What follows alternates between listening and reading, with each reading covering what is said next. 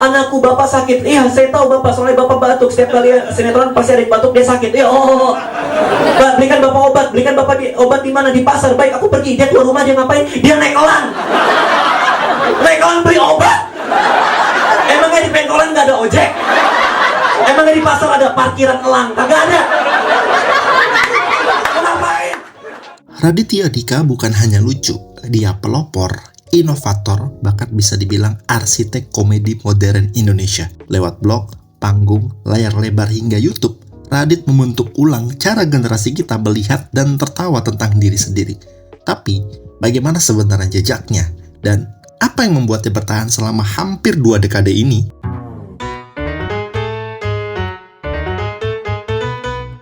Dika Angkasa Putra Murwani Nasution atau yang kita kenal sebagai Raditya Dika. Ia lahir tanggal 28 Desember tahun 1984. Ketika tahun 2004, Raditya Dika mulai menulis blog yang berjudul Kambing Jantan. Apa isinya? Keluh kesah hidup mahasiswa awkward di Australia. Tapi gaya tulisannya beda, absurd, jujur, dan konyol. Namun dekat dengan pembaca. Ketika dibukukan pada tahun 2005, Kambing Jantan langsung meledak. Disusul buku lain seperti Cinta Brontosaurus, Manusia Setengah Salmon, dan Marmut Merah Jambu.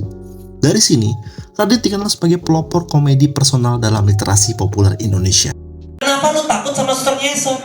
Dia suster dan dia ngesot. Ya udah. Ya udah. Biarin aja lewat.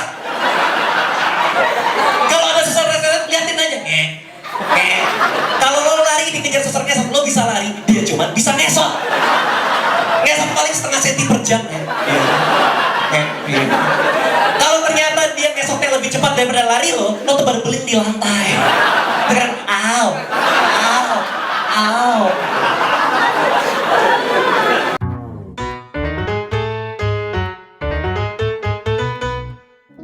Di era 2010-an, Radit naik panggung, tapi bukan dengan banjuran slapstick, melainkan observasi kehidupan pribadi. Ia jadi salah satu pelopor stand-up komedi modern di Indonesia, bahkan ikut membidani lahirnya stand-up Indo. Gaya stand-up Radit yaitu awkward, jujur, dan penuh kegagalan percintaan di masa itu. Tapi karena itu, penonton merasa itu gua banget. Tahun 2012, Radit kembali menabrak pakem. Ia merilis Malam Minggu Miko, sebuah serial semi-mockumentary yang ia tulis, ia bintangi, dan ia sutradarai. Formatnya unik, ceritanya absurd tentang usaha Miko yang cari cinta setiap minggu. Tapi yang membuat serial ini kuat bukan hanya dengan humornya, melainkan gaya dokumenter konyol yang saat itu sangat segar untuk penonton Indonesia. Malam Minggu Miko memperkuat identitas Radit sebagai master storytelling visual, bukan sekedar penulis atau komika.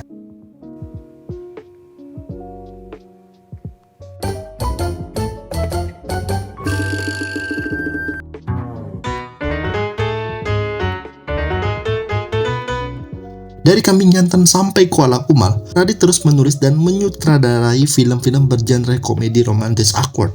Film-filmnya tidak menawarkan drama besar, tapi justru memang karena sederhana, personal, dan bisa banget dirasain semua orang.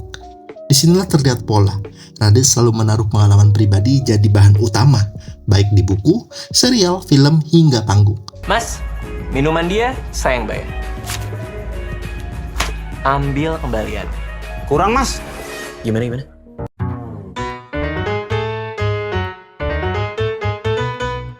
Di luar panggung, film, dan buku, ada satu sisi Raditya Dika yang jarang dibahas, tapi cukup ikonik. Apa itu? Lagu-lagu absurd ciptaannya.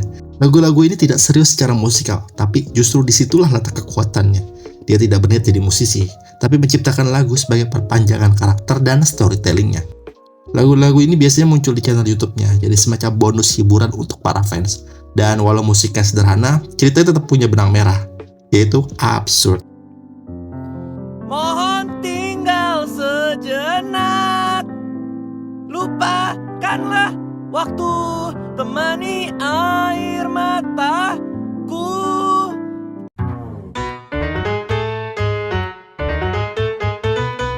Salah satu puncak karir Radit di stand up adalah saat ia tampil dalam special show seperti SUCRD, dan yang paling terakhir adalah cerita Sialku.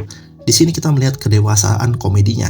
Ceritanya lebih reflektif, temanya lebih kompleks, tapi tetap dengan gaya yang khas, lucu, jujur, dan penuh ironi. Cerita sialku bahkan seperti memoir di atas panggung, menyatukan humor dan kepahitan hidup jadi salah satu cerita yang sangat relate buat penonton dewasa muda.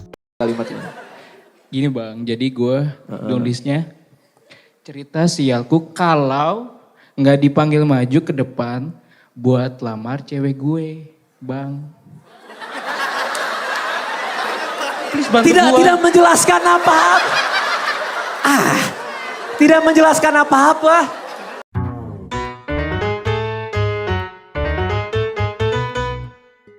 Radit tidak pernah memainkan karakter, ia cukup jadi dirinya sendiri. Dan justru disitulah letak kekuatannya. Saat komika lain bermain peran, Radit bercerita soal hidupnya, seperti pacar posesif, ayah yang disiplin, atau kegagalan-kegagalan kecil. Karena itulah dia bisa bertahan, karena kita melihat diri kita di dalamnya.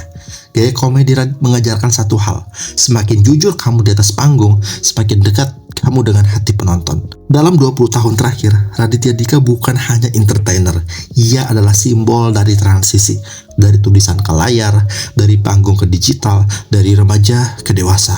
Banyak yang tumbuh bersamanya, dari baca bukunya, nonton Malam Minggu Miko, sampai refleksi hidup bareng cerita sialku.